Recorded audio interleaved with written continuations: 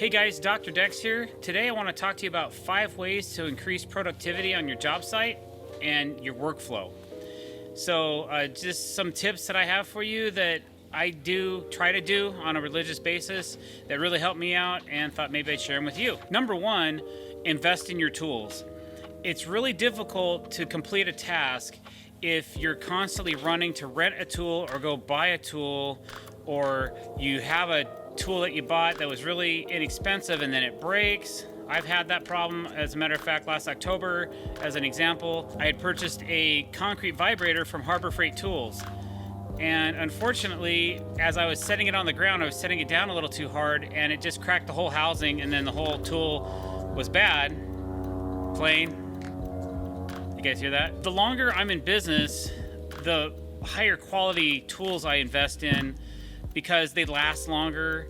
I like to buy tools that will work in the rain. IP56 rated, Metabo HPT makes some stuff like that. And we also try to cover our tools, investing in an Easy Up, because it rains so much here, to cover our battery chargers. We put our battery chargers in a Pelican case. You know, you can get really crazy. Also invested in a tool trailer that I can have all my tools on site, so I'm not hauling them back and forth every day to and from my job sites, to work, to home, to whatever. Everything stays remotely on site. Invest in your tools. All right, number 2. Do a visual on this one. Stay hydrated. I can't tell you how many times I've become dehydrated by not drinking enough water. It sounds silly, but if you keep yourself hydrated, you're gonna feel better throughout the day. You're not gonna cramp up, and you're just all in all gonna feel better. I don't suggest drinking soda pop or juices or anything like that. Mostly stick to water, and usually I'm putting some kind of a flavor additive into my water. I find I drink more water that way, but sometimes I just like straight up ice water. We always have a 5-gallon jug in the trailer at all times. Another thing that might help you out, number 3, is eat light. We don't eat heavy at lunch. We don't take 1-hour lunch breaks. We take a 20-minute lunch break during the day, and we eat light. Maybe we'll have a sandwich and some chips. I'm on a keto style diet, so I might have some meats and cheeses, a couple hard-boiled eggs, and that's about it. I find that over the last year, I've lost 40 pounds. I might be hungry at 4 o'clock or 5 o'clock, but I don't miss having that full belly because I ate too much at lunch, and then I get lethargic during the day. For the last half of the afternoon, I'm dragging my butt. So if you eat lighter, you know, you can always bring more and eat more. I usually have a snack at 10. I eat a lunch around noon or 1, and then at 3 o'clock, I might just have something to pop in my mouth just to, you know, give me that little bit of energy to get through the day. But smaller meals usually works better when you're in construction. Try not to go out to those big, heavy lunches, and if you do, just don't eat so much. Number 4 on my list, something I didn't do until recently, probably over the last 3 or 4 years, is get yourself a honey bucket. All right, honey bucket is basically a portable toilet.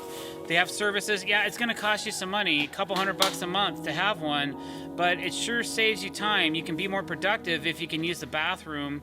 Plus the clients really appreciate it if you're not urinating all over their yard, in their bushes, on the fence, or trying to find a place to have a co-op bathroom for all your crew. So we try to get a honey bucket for every job. If you don't have a honey bucket and you have to use a restroom and you're just like stuck, you usually have to get in a truck or your car or whatever, and then you have to run to Safeway or 7-Eleven or anywhere that has a restroom that'll allow you to use it. And on average, that takes 20 to 30 minutes, depending how far you are away from those type of locations. So that's unfortunate, and we've all been there. We've all had to do it. We've all had issues, you know, with the restroom. But, you know, you're saving that 20 to 30 minutes, and if that's a daily thing, that adds up real quick. So having a portable restroom is a really nice thing on site. I usually have mine cleaned weekly, by the way. Sometimes you might get the occasional homeless person that likes to use your honey bucket. We found that if we have other visitors using ours, we try not to put a padlock on it, because if it gets to be a little bit of an issue with the drivers then when they come to clean your bucket. But if we just zip tie it shut, that keeps most of the unwanted guests from using it. We had a guy a couple jobs ago, he liked to take a nap in it. He'd come during the day about 11 o'clock, and you know, he was in there for about 30-40 minutes. And we got pretty tired of that pretty quick, so we decided, you know what, we're gonna lock this thing up at night, and then we just open up the zip ties in the morning, and then if we felt like he was going to come during the day, we zip tied it as well. And then we just cracked it open when we needed to use it. So just a hint for you. Number 5, this one DeckWiz actually told me about, and he kind of reminded me, because I do this all the time, but to stay more productive on site, especially when you're getting close to the end of a project, we make a punch list. A punch list is an effective way to be more productive, because you can go through, make your list, and then you get to cross things off as you accomplish those tasks. And then at the end of the day, you're like, oh great, we got this, and this done, and then we still have these 3 or 4 things, and you're usually adding something to the bottom of your punch list to make sure you're finishing off all those things that you don't forget. I've actually not made punch lists before, got done with the job, got all the tools and everything put away in the trailer, and then looked up, was like, oh man, I forgot to do those blocks. I forgot to add that extra support. I forgot to do this, I forgot to do that.